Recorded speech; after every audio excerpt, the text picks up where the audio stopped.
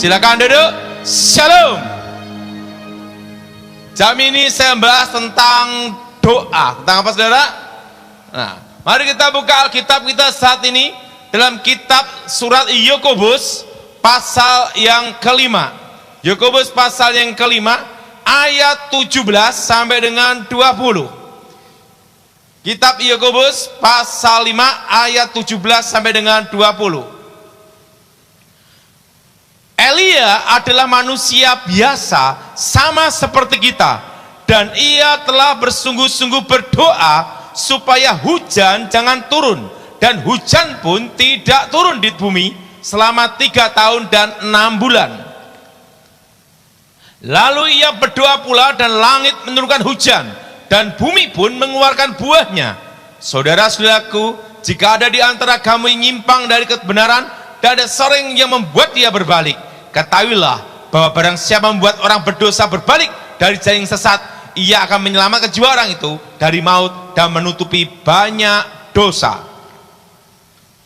Alkitab berkata bahwa Elia adalah manusia biasa, artinya dia juga lapar, dia juga haus, dia juga perlu yang namanya itu kebahagiaan. Tapi Alkitab berkata bahwa dia doa sungguh-sungguh, dan Tuhan mendengar doanya, yaitu 3,5 tahun tidak ada hujan, dan sampai dia berdoa untuk supaya hujan turun, dan Tuhan mendengarkan doanya. Doa yang dijawab Tuhan adalah yang pertama, doa yang bukan untuk ambisi atau doa untuk keinginan kedagingan, tetapi doa untuk kemuliaan Tuhan. Amin. Amin. Nah, Elia berdoa sungguh-sungguh untuk kemuliaan Tuhan, supaya terjadi pertobatan atas Israel. Doa yang didengar Tuhan adalah doa yang mendatangkan mujizat, adalah untuk kemuliaan Tuhan. Ingat saudara, doa untuk pertobatan, doa untuk menyatakan kemuliaan Tuhan adalah apa? Doa yang benar-benar bukan dari ambisi, keinginan, hawa nafsu. Amin. Nah, saudara, contohnya gimana? Saya kebetulan saya punya ayah. Ayah saya itu saudara nakal, judi, setelah itu main perempuan, judi, main perempuan. Dia SD tidak lulus, hidupnya hanya megang kartu, judi terus, hidupnya judi. Kalau miskin sama mama saya, kalau kaya sama perempuan lain. Dan mama saya waktu dia bertobat, ingat saudara, mama saya itu menunggu papa saya bertobat tidak lama, cukup 20 tahun. Nah, pada waktu mama saya bertobat, dia berdoa sungguh-sungguh minta pada Tuhan. Ingat saudara, doa yang dijawab Tuhan adalah doa yang bukan untuk ambisi keinginan manusia, tetapi doa untuk kemuliaan Tuhan. Amin. Mama saya berdoa supaya papa saya bertobat dan melayani Tuhan. Semakin didoakan mama saya, bukannya papa saya bertobat, tambah kumat. Iblis menyerang kita dengan 2 hal. Yang pertama adalah tekanan. Apa saudara? Dengan apa saudara? Dengan apa saudara? Tekanan. Dibikin stres, dibikin masalah, dibikin kecelakaan, dibikin problem, dibikin persoalan yang berat. Nah, ditekan dulu sampai stres. Setelah stres, stroke selesai. Makanya iblis itu menggoda pertama, yaitu dengan tekanan. Kalau tekanan tidak berhasil, dia gunakan yang kedua, yaitu apa? Dengan godaan. Godaannya apa? Berkat. Saudara, banyak orang jatuh ke dalam dosa bukan pada waktu miskin. Justru banyak orang jatuh dalam dosa justru pada waktu diberkati. Waktu diberkati, lupa sama Tuhan, lupa siapa yang memberkati. Ujian seorang laki-laki itu pada waktu kaya nama terkenal. Kenapa? Karena ada kesempatan mata kedip-kedip. Tetapi ingat saudara, godaan perempuan itu apa? Pada waktu miskin masih setia ndak sama suaminya, betul? Nah, kalau laki-laki selingkuh rata-rata pada waktu pegang uang kaya terkenal. Kalau miskin susah selingkuh, duite sopo sing gelem sopo, gitu dah. Jelas saudara? Siapa yang setuju? Angkat tangan. Pelakunya. Ingat, makanya godaan laki-laki justru waktu terkenal, hebat, punya kesempatan, punya uang, jarang tukang becak selingkuh. Siapa yang mau, gitu dah. Nah, tapi godaan seorang wanita yaitu kesetiaannya. Jadi kalau laki-laki diuji kesetiaannya waktu kaya, waktu terkenal, waktu hebat, bukan waktu miskin. Tapi seorang perempuan diuji pada waktu ada badai, ada masalah, ada tantangan. Baru tahu itu istri yang setia atau tidak. Siapa yang setuju? Laki-laki angkat tangan. Takut semua. Nah, ujian. Nah, saudara, semakin didoakan mama saya, didoakan terus papa saya bertobat, tambah parah. Ingat, iblis menggoda dengan apa? Tekanan. Apa saudara? Malah mama saya dimaki-maki, dikatakan gara-gara kamu percaya Yesus, setiap kali judi digeropiok polisi, setelah itu bubar, kacau semua, gara-gara Yesus gondrong, ngomong gitu dah. Dia ngatain mama saya terus ditekan habis sampai mama saya diusir keluar, minggat. Ingat saudara, strategi iblis adalah dua.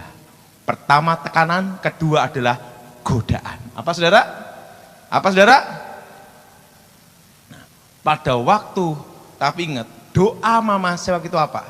Tuhan, jamah suamiku bertobat untuk melayani Tuhan. Ingat ya, doa yang dijawab Tuhan adalah doa untuk kemuliaan Tuhan, bukan keinginan ambisi manusia. Jelas saudara? Maka saudara doa yang benar. Ada doa yang tidak benar? Ada. Contohnya Simpson. Waktu dia jatuh dalam dosa, dia bertobat, dia berkata apa? Tuhan, cukup sekali ini saja. Aku membalaskan kedua mataku. Dan Tuhan jawab. Dia mati, roboh, bangunan hancur, dia mati.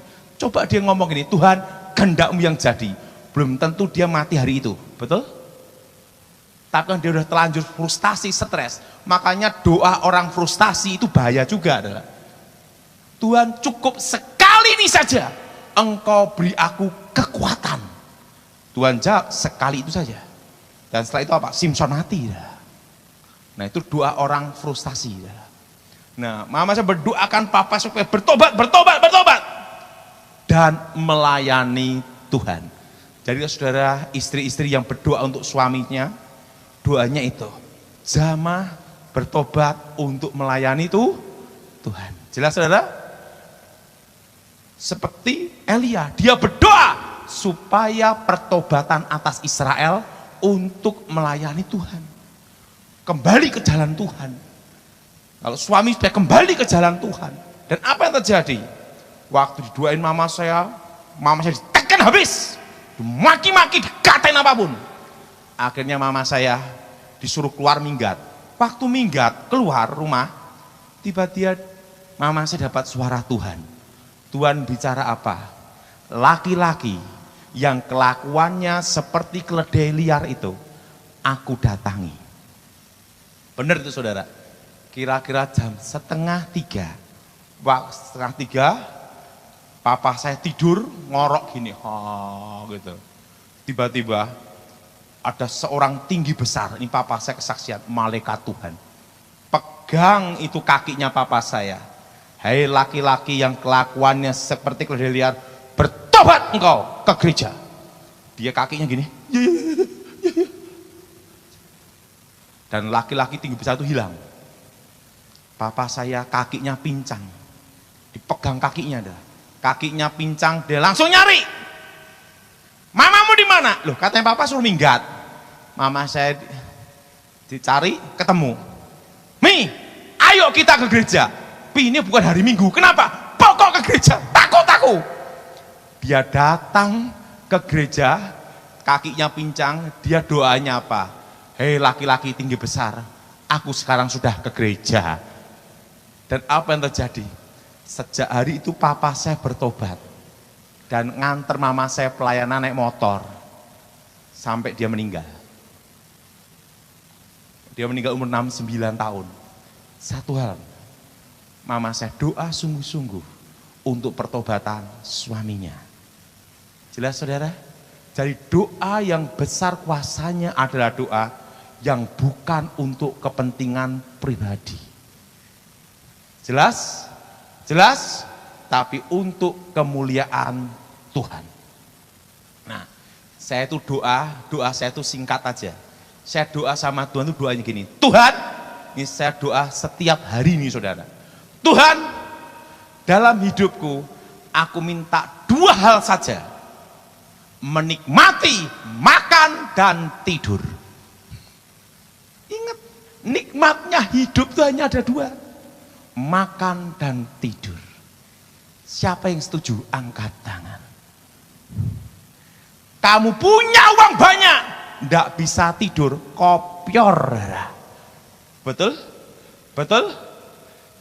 Saya punya kawan, anak konglomerat, bapaknya konglomerat, punya bank, kaya raya. Tapi suatu kali dia tidak bisa tidur. Karena apa?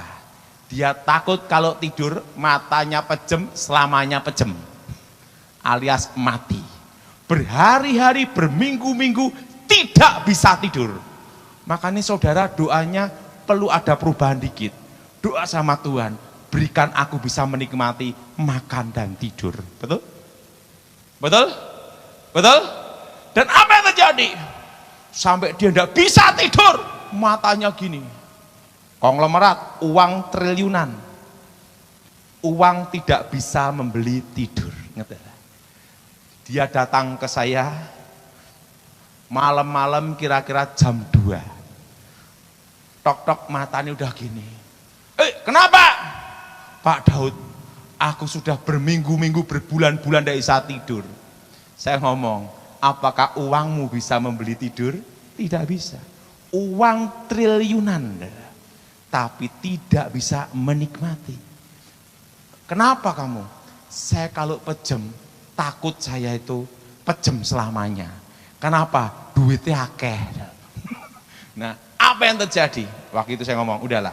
Tak lihat, oh ada setan yang mengganggu dia, ngikutin dia. Ada setan yang ganggu kamu, tak doain sebentar. Saya doain dalam nama Yesus, setan keluar. Begitu setannya keluar, dia bisa tidur, hidup sampai sekarang. Dia berkata, Pak Daud, orang sekaya apapun, dia tidak bisa nikmati kalau dia tidak bisa tidur nyenyak. Siapa yang setuju? Angkat tangan. Betul? Betul? Betul? Makanya doa itu tidak usah neko-neko. Minta sama Tuhan itu aja, menikmati makan dan tidur. Udah itu aja. Itu berkat, itu kitab pengkhotbah berkata, biarlah aku menikmati. Apakah nikmatnya hidup? Hanya makan dan tidur. Ada juga, saya punya teman orang gila, yang ketemu orang gila. Suatu kali saya ke Bali. Waktu ke Bali sama teman saya. Ini kisah nyata. Di situ ada wine yang umurnya 100 tahun. Wine putih. Nah, saya punya teman juga orang gila. Dia ngomong, wine itu mau saya beli. Harganya 1 miliar. Bayangin, satu botol 1 miliar, wine putih umur 100 tahun. Mau dibeli teman saya. Saya ngomong, kamu gila. Tahu enggak? Kalau saudara pikir, pasti yang punya 1 botol itu dikasihkan. Kan gitu dah. Yang punya 1 botol wine itu tidak kasihkan. Dia jawab dengan apa? Saya tidak jual, berapapun tidak saya jual. Karena sebelum aku mati, ini wine terakhirku. Bayangin, dia ngomong, apa gunanya aku hidup kalau aku tidak bisa menikmati. Ingat saudara, makan dan tidur. Makanya saya doa setiap hari pagi, doanya itu aja. Tuhan, bila aku menikmati bagianku, makan dan tidur. Nikmati makan juga ada. Saya punya kawan, uangnya triliunan. Dia punya kekayaannya 25 triliun. Ini triliunan, bukan miliar, triliun. Ini saya saksi hidup, saya ngeliat sendiri. Setiap hari dia telepon saya, ngomong sama saya, Pak Daud, dari dia itu ingin keluar negeri jalan-jalan. Dan dia ini ingin makan semuanya. Tapi dia tidak bisa makan semuanya. Karena dia ada sakit paru-paru dan dia pakai oksigen. Makannya terbatas. Saya lihat, apa gunanya uang triliunan tapi tidak bisa menikmati makan. Betul? Betul? Ini uang triliunan dan apa yang terjadi? Pada waktu mati, tahun lalu meninggal dia, teman saya ini. Tidak bisa nikmati juga. Makanya doa itu tidak terlalu muluk-muluk kayak. Doa, ikut saya semua, biarlah aku menikmati, apa saudara? Bagianku, makan dan apa? Tidur. Itu nikmatnya hidup, saudara. Selama engkau bisa merasakan, saya pernah doakan orang yang mati rasa lidahnya. Itu di Bandung. Dia ngomong gini, kalau ada yang bisa bikin lidah saya ngerasakan makanan, berapapun saya bayar.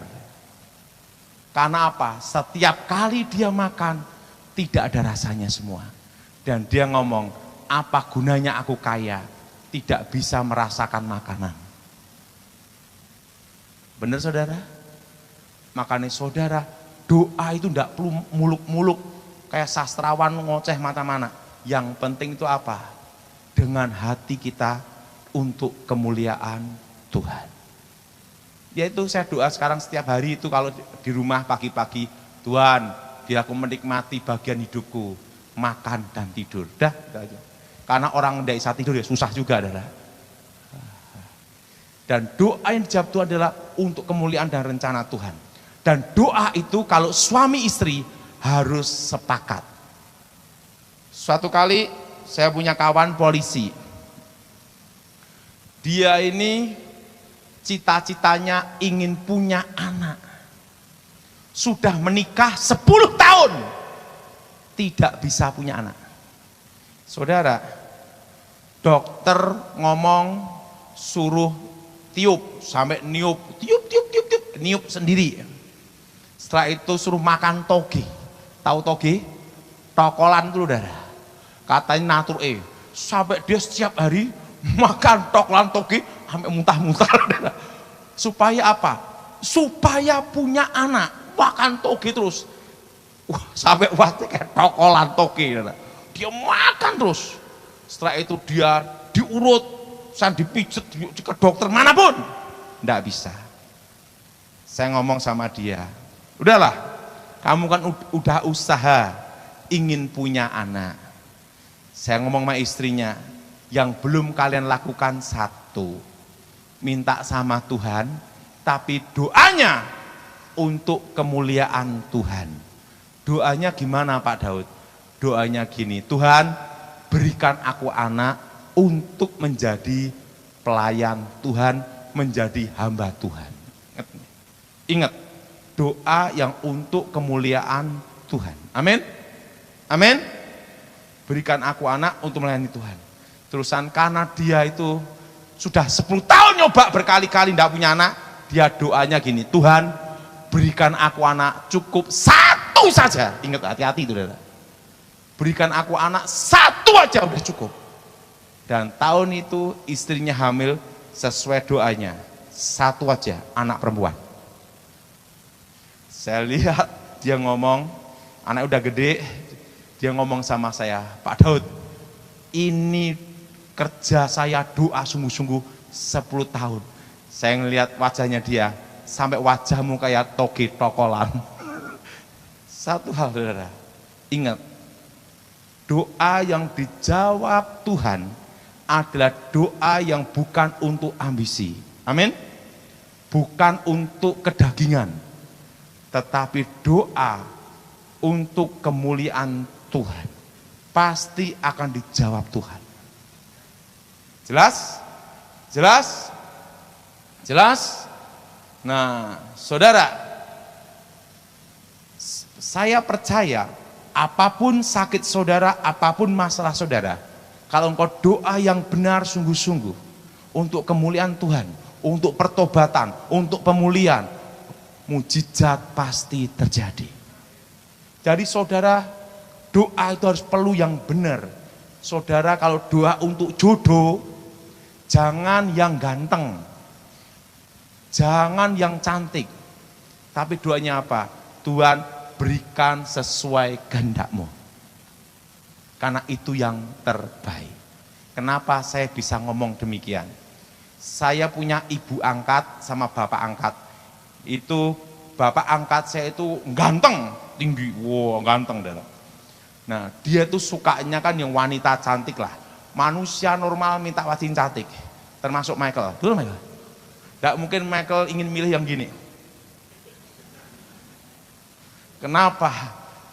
Bisa sariawan terus ya? Pastilah. Wah, istrinya Michael cantik. Nah, apa yang terjadi? Dia berdoa. Kadang Tuhan memberi kita tidak seperti selera kita, ingat tidak? Tetapi itu yang terbaik. Nah, bapak angkat saya ini berdoa, Tuhan, aku ingin melayani Tuhan. Dia ingin membujang seumur hidup. Tapi Tuhan punya rencana lain. Tuhan tunjukkan, inilah jodohmu. Orangnya kurus, kering. Dia doa, ini bukan seleraku. Tidak sesuai keinginan. Kayak tiang listrik. Yang laki-laki berdoa, waduh, kok modelnya kayak ngono. Nah, yang perempuan berdoa, Tuhan, jodohku siapa? Ditunjukkan, wah mujizat terjadi.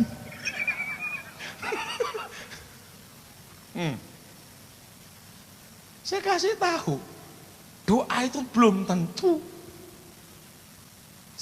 Tuhan menjawab sesuai selera kita, tetapi menjawab doa kita melebihi yang didoakan. Apa yang terjadi? Karena itu sesuai petunjuk Tuhan, akhirnya menikah. Yang perempuan berkata bersyukur, yang laki-laki terimalah kenyataan itu. Apa yang terjadi? Ya udah, suami istri menikah. Begitu suami istri menikah, ayah angkat saya itu cerita ke saya, Daud, yang kurus kering ini membuat hidupku bahagia. Tuh, ingat saudara, orang kalau menikah, ingat saudara, kalau sebelum menikah cantik nomor 1, tapi setelah menikah bukan cantik, bisa diajak bicara dan saling ngerti, betul enggak? Yang sudah menikah, yang setuju angkat tangan. Punya istri cantik, cerewet, stroke. Betul? Betul? Wah, alami dia. Ya, itu saudara. Makanya saudara kalau doa, Tuhan, kalau aku berikan jodoh sesuai kehendak-Mu melayani Engkau yang bertobat. Udah itu aja saudara. Nggak usah neko-neko. Saya kalau doa, setiap pagi saya doa. Saya doanya sekarang itu apa? Tuhan, biarlah aku bisa menikmati makan dan tidur. Udah itu aja. Karena itu nikmatnya hidup hanya 2 itu toh. Setuju? Engkau punya uang banyak, nggak bisa makan gara-gara diabetes. Setiap hari makan kentang rebus, sampai wajah di kentang rebus, betul enggak? Nggak bisa nikmati hidup untuk apa? Betul? Betul? Saya mulai belajar hal itu. Makan dan tidur, itu aja udah. Nah, saudara, ada lagi doa yang dijawab Tuhan untuk kemuliaan Tuhan. Ada seorang ibu, dia terkena namanya itu kanker rahim. Waktu dia kena kanker rahim, dokter vonis tidak bisa punya anak. Tidak bisa punya anak. Nah, penghalang doa itu bisa karena ada dosa yang berhubungan dengan kuasa gelap. Dengan apa, saudara? Dengan apa, saudara? Dengan kuasa apa? Dengan kuasa gelap. Apa yang terjadi? Suaminya terlibat kuasa gelap. Nah, ibu ini saya layanin, saya doakan. Nah, ibu ini ingin punya anak. Saya doain, darah Yesus bebaskan, darah Yesus sembuhkan. Saya udah basah roh. Ibu gimana rasanya? Udah sembuh? Pak tambah sakit, gitu lah. Yang doain langsung patah semangat. Tapi saya ngomong sama ibu ini, ibu doa, pegang yang sakit, ibu minta pengampunan dosa. Dan doa, tentu suaminya ketemu saya layani bertobat, jimatnya diserahkan, dimusnahkan. Nah itu ibu dan suaminya ini berdoa, Tuhan berikan kami anak untuk menjadi alat-Mu. Gitu. Elia doanya didengar Tuhan karena dia berdoa untuk pertobatan Israel, bukan untuk keinginannya dia. Apa yang terjadi? Waktu dia berdoa, Tuhan kalau berikan kami anak laki-laki, dia ngomong gitu. Doa harus sepakat. Nanti perempuan yang istrinya minta perempuan, yang laki minta laki. Nanti malaikat bingung jawabnya, betul? Kok setengah kan kacau, jadi gini nih. Mau doa harus sepakat. Doa harus apa? Sepakat. Dia doa, Tuhan berkati. Wah, saya berkati. Anak laki dalam nama Yesus. Karena dia sudah punya anak perempuan, dia kena kanker rahim, tidak bisa punya anak, berarti dia punya anak laki. Dia sudah minta anak laki, kami serahkan untuk melayani Tuhan. Suaminya bertobat, istrinya sungguh-sungguh berdoa, tahun itu lahir anak laki-laki, sesuai doanya. Tapi waktu dia doa, jadikan anakku ini alat kemuliaan Tuhan. Itu doa yang dijawab Tuhan. Dan Tuhan kalau menunjukkan sesuatu, itu yang terbaik. Sudah perhatiin. Tentang Elia. Kenapa Tuhan suruh dia ke sungai Kerit? Betul? Kenapa tidak di padang gurun? Tuhan suruh Elia ke sungai Kerit. Supaya ada kesibukan, ngelihat air dan temennya burung gagak. Kalau di padang gurun, tidak ada air, tidak ada siapa-siapa, Elia kasihan. Betul? Tuhan kirim burung gagak nyiapin dia makan. Dan di situ ada kesibukannya, ada sungai. Segala sesuatu yang Tuhan siapkan pasti memberi kita hal yang terbaik. Nah, saudara, kira-kira 96, 97, sebelum 98 lah pokoknya, 9 tahun itu, saya mendapat suara Tuhan. Makanya kalau Tuhan sudah berfirman, itu tidak bisa batal dan tidak bisa dicabut. Itu 96, 97, 98. Saya mendapat suara Tuhan, pesan Tuhan khusus. Dan Tuhan bicara sama saya jelas sekali. Indonesia akan dipulihkan Tuhan 25 tahun. Anginnya akan datang 2018. Ini akan saya memberitahu apa yang terjadi tahun ini. Anginnya akan datang 2018, 19, dan badainya akan datang 2020. Dan Indonesia stagnat bulan 6, bulan 7 menuju tahun 2023. Itu tahun lalu saya khotbahkan ya Michael ya. Waktu saya mendapat pesan Tuhan itu bahwa Indonesia akan dipulihkan Tuhan 25 tahun. Dimulai dari krisis 98. Dan pemulihannya adalah tahun 2023. Setitik terang menyinari bangsa ini. Tetapi sebelum pemulihan ekonomi akan terjadi krisis ekonomi. Anginnya datang 2018-19 dan badainya 2020 dan bulan 6 bulan 7 tepatnya tahun 2020 stagnat ekonomi, berhenti sampai 2023. Nah, waktu itu saya tanya sama Tuhan, apa yang harus dilakukan? Pesan Tuhan itu saya sampaikan terus dari tahun 2014. Bahkan saya khotbahkan di gereja GSJS 2019. 2019 banyak yang berkhotbah bernubuat. Tahun 2020 tahun berkat, tahun mujizat, tahun kemuliaan. Tapi 2019 saya berkhotbah. 2020 badai ekonomi. Waktu saya khotbah badai ekonomi akan terjadi krisis. Saya dimaki-maki, dikatakan halusinasi, tukang tipu, macam-macam saudara. Dikritik habis-habisan. Tapi untungnya saya satu. Nah, saya tidak pernah masukkan diri saya ke akun YouTube. Yang upload rata-rata gereja-gereja termasuk Michael. Jadi saya tidak bisa diserang. Kenapa? Bukan punya saya. Makanya saya sengaja tidak pakai akun YouTube diri saya.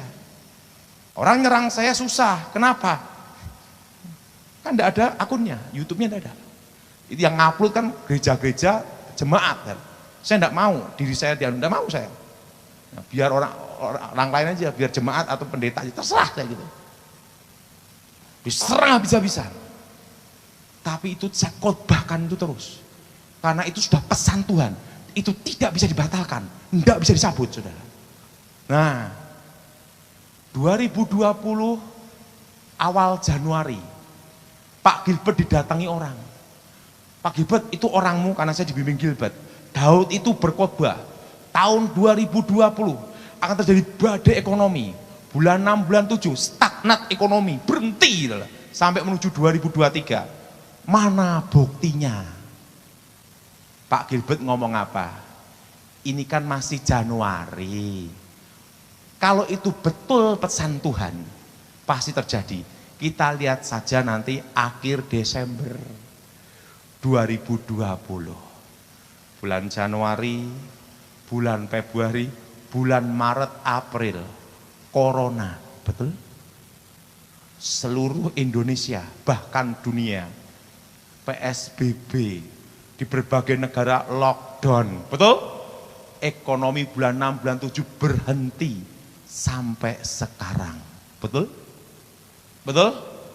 Dan waktu itu Tuhan pesan sama saya untuk semua umatnya di Indonesia supaya berkebun. Siapa yang ingat pesan Tuhan untuk saudara tahun lalu, angkat tangan. Kenapa suruh berkebun?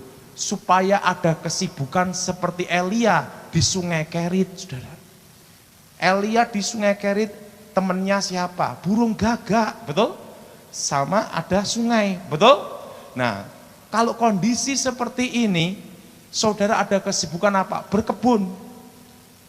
Di rumah pakai polybag, pakai apa? Semua berkebun. Karena kondisi seperti ini, saya sudah ngomong sama Michael, dari tahun 2020 sampai tahun 2022. Nah, kalau tidak berkebun, ingat saudara, depan tembok, samping tembok, belakang tembok. Stres, tapi jangan jadi muka tembok, betul? Betul? Tapi kalau saudara berkebun, ingat, manusia diciptakan Tuhan basic dasarnya apa? Berkebun, mengelola Taman Eden. Diusir keluar dari Taman Eden, manusia beternak. Basic dasar manusia diciptakan Tuhan berkebun dan beternak. Kondisi saat ini, ingat, supaya ada kesibukan, Tuhan dah memberitahu saya, semua suruh berkebun. Dan 2014 sudah saya khotbahkan, nanti emas dan tanah. Itu 2014 saya khotbahkan. Waktu saya khotbah semua mencaci maki. Tak khotbahkan terus, karena itu pesan Tuhan. Orang ngomong orang gila ya terserah saya gitu. Walaupun 2019 orang berkhotbah tahun kemuliaan, tahun berkat, saya ngomong tahun badai ekonomi gitu. Berlawanan semua. Dan apa yang terjadi? Di situ saya lihat pesan Tuhan itu saya sampaikan. Pak Gilbert ngomong sama saya, tahu enggak Daud, yang mencaci kamu, maki kamu, yang ngata-ngatain kamu, semua diem. Kenapa? Kalau Tuhan sudah berfirman, siapa yang sanggup membatalkan? Jelas saudara? Jelas saudara? Nah, ingat, tahun lalu saya berkhotbah, nanti deflasi dan inflasi akan bertemu di bulan April tahun ini. Ingat, sekarang kedelai naik, betul? Betul? Mungkin tempe bakal dikurangi, betul? Betul? Betul? Besi naik, aluminium naik, yang tidak naik harga diri.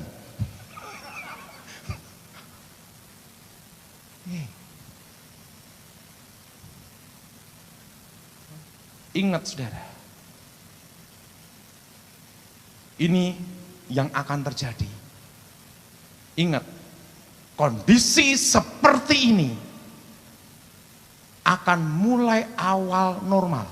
Awal normal, bukan pemulihan ekonomi, awal normal. Ibaratnya orang tuh bangun tidur. Itu Januari tahun 2022.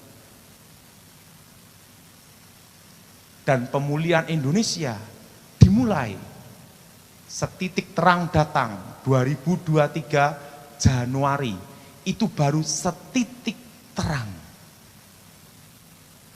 Jelas saudara?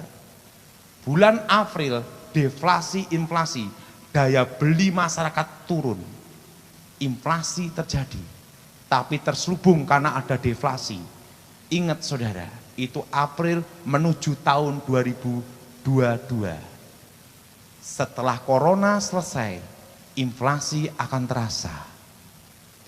Nggak usah banyak-banyak. Saudara punya uang 50.000, belanjakan di pasar, dapat apa?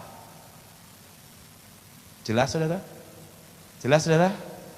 Ingat, pemerintah mencetak uang berapa triliun. Setelah itu uang pengusaha ada di bank-bank.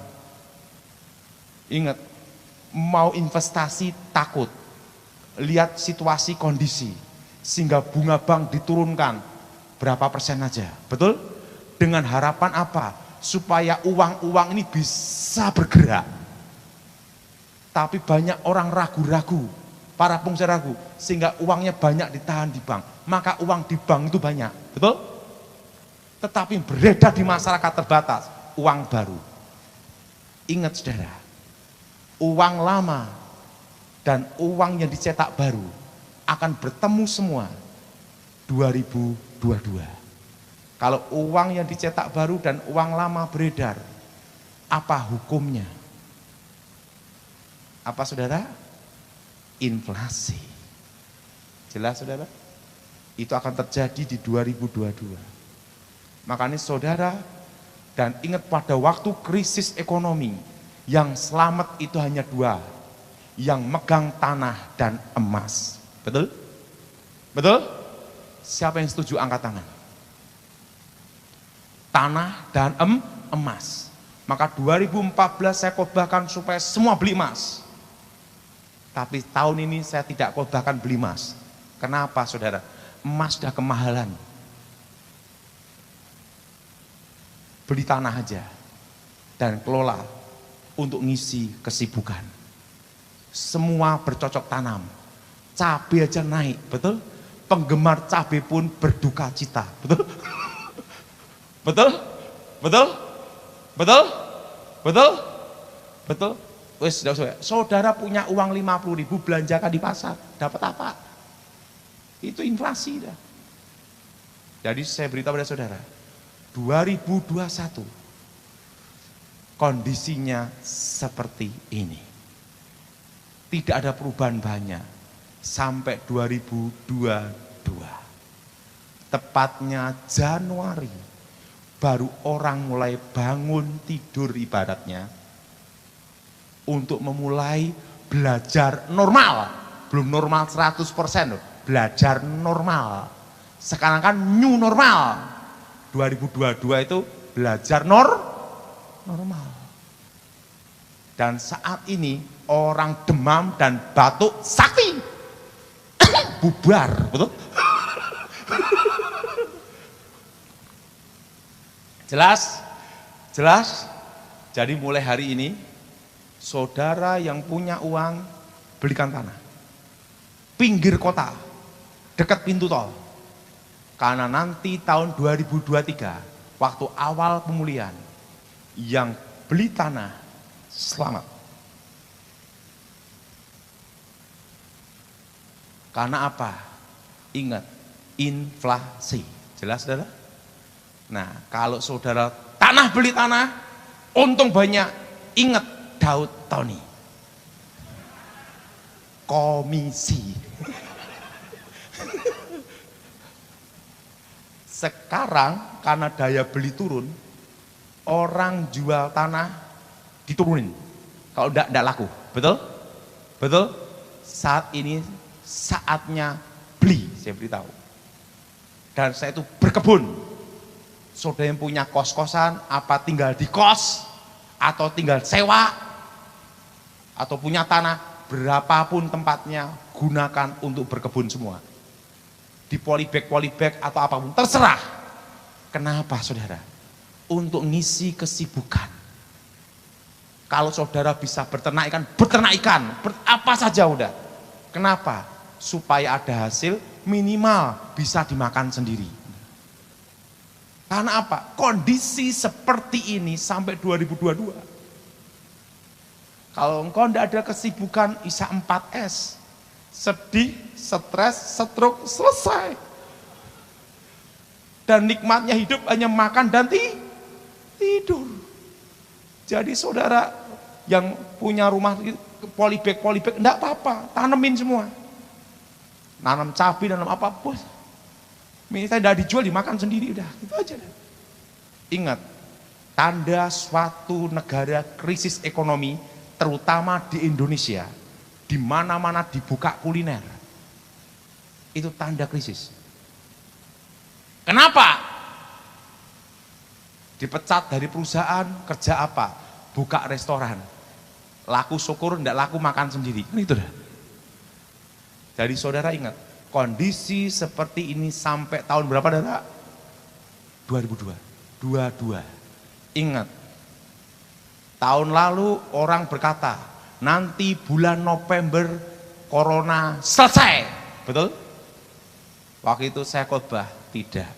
Mana pesan Tuhan jelas sekali. 2022. Orang mau ngomong apapun terserah. November apa terserah. Tapi nanti terjadi tetap 2022, orang baru belajar normal. Setelah itu saya baru mengerti. Vaksin aja tidak mungkin 3 bulan. Betul? Tidak mungkin 3 bulan seluruh Indonesia. Minimal perlu waktu 1 tahun. Betul? Semuanya. Artinya apa? Baru semua bisa bergerak. Betul? Betul? Nah, kalau kondisi seperti ini, kita tidak ada kesibukan, apa yang terjadi? Elia aja dikasih kesibukan sama Tuhan loh. Kesibukannya apa? Lihat sungai. Betul? Dan apa? Burung gagak. Makanya sejak tahun lalu Tuhan pesan saya supaya berkebun, supaya umatnya ada kesibukan, tidak stres. Betul? Waktu saya doa sama Tuhan, Tuhan, kenapa corona ini diizinkan terjadi? Jawaban Tuhan itu apa? Supaya Injil itu diberitakan seluruh dunia. Ingat, yang membatasi penginjilan, yang membuat perpecahan adalah tembok-tembok gereja dan doktrin-doktrin gereja. Gereja Katolik, Protestan, Karismatik, ada doktrin ini. Dan itu membuat kotak-kotak. Dan Tuhan tahun ini robohkan itu semua. Supaya Injil itu diberitakan. Karena syarat kedatangan Tuhan, Injil itu diberitakan seluruh dunia. Sekarang bayangkan, saya khotbah di sini, di Australia bisa lihat, betul? Betul? Kalau tidak karena corona, tidak ada seperti ini, betul? Betul? Saudara, suatu kali tahun 95, Tuhan bicara sama saya ngomong gini, jutaan manusia mendengar khotbahmu, dan keempat penjuru mata angin Indonesia akan mendengar dan melihat engkau berkhotbah. Waktu tahun 95 saya berpikir itu tidak mungkin. Bagaimana jutaan, bagaimana saya khotbah antar gereja sampai mati juga tidak bisa, saudara. Waktu itu saya tidak ngerti apa itu suara Tuhan, bahwa nanti jutaan manusia mendengar khotbahmu, dan keempat penjuru mata angin akan mendengar melihat engkau berkhotbah. Saya tidak ngerti itu apa, tapi saya setia melayani Tuhan. Setelah itu tahun 2020-2021 saya lihat, yang lihat saya khotbah itu 4 juta lebih. Dan apa yang terjadi? Waktu tahun 95 saya tidak kepikir bakal piye. Itu tempatnya GJS ya Michael ya, itu 4 juta ya, yang nonton 4 juta lebih, belum yang upload lain-lain itu berapa juta adalah. Tapi dari situ saya lihat, supaya Injil itu diberitakan, karena itu adalah syarat kedatangan Tuhan. Waktu saya doa, Tuhan kapan engkau datang? Tuhan bicara sama saya, bukan urusanmu, gitu saudara. Jadi saudara, untuk kedatangan Tuhan tidak ada yang tahu. Ngomong sama saya, apalagi kamu. Makanya kalau ada orang ngomong lembu merah toh, apa lembu buduk lah, ingat saudara, tidak usah diributkan masalah lembu merah, lembu apa, lembu tidak usah diributkan. Tabut perjanjian tidak usah diributkan. Yang penting satu, kapanpun Tuhan datang, kapanpun kita dipanggil Tuhan, kita sudah siap. Amin. Dan ingat, hari ini doa, tidak usah terlalu muluk-muluk. Berkati aku, menikmati bagianku, bisa makan sama apa? Tidur. Siapa yang setuju angkat tangan? Nah, itu aja. Dan kalau ada persoalan, doa, Tuhan selesaikan persoalan ini, aku percaya menjadi alat kemuliaan-Mu. Amin. Dan ingat, kondisi seperti ini sampai 2022. Jelas? Jelas? Tahun berapa, saudara? Nah, itu ibaratnya orang baru bangun tidur. Artinya apa? Belajar normal. Sekarang new normal, cuma pakai masker sama apa? Semprot-semprot, betul? Betul? Nah, nanti belajar normal itu 2022, tepatnya Januari. Catat aja itu nanti. Dan itu nanti awal pemulihan ekonomi Indonesia. Ini awal setitik terang itu 2023. Tahun 2022, ingat saudara, inflasi terjadi. Kenapa? Uang yang beredar, yang dicetak baru, dan uang lama bertemu. Jelas saudara? Dan tahun ini, ingat saudara, bulan April deflasi, inflasi, bertemu jadi satu. Tapi tahun depan, inflasi. Inflasi berapa persen? Tidak dikasih tahu Tuhan. Tapi yang Tuhan ngasih pesan saya satu. Semua suruh berkebun, beli tanah. Untuk ngisi apa, saudara? Kesibukan. Itu pesan Tuhan dan saya sampaikan untuk saudara. Tepuk tangan untuk Tuhan kita. Nah, mari kita berdoa dan ingat saudara, kita harus siap semuanya. Karena ingat, Tuhan udah ngasih pesan untuk memelihara kita di tengah-tengah kesusahan. Amin. Dan saudara, tapi Tuhan juga mau supaya kita tidak stres melihat kondisi seperti saat ini. Jelas saudara? Jadi engkau semua yang punya kebun, punya taman, punya tanah, kelola. Dan ingat, kalau rumahnya kontrak atau sewa kos-kosan, pakai polybag semua. Bertanam, beternak, untuk ngisi kesibukan.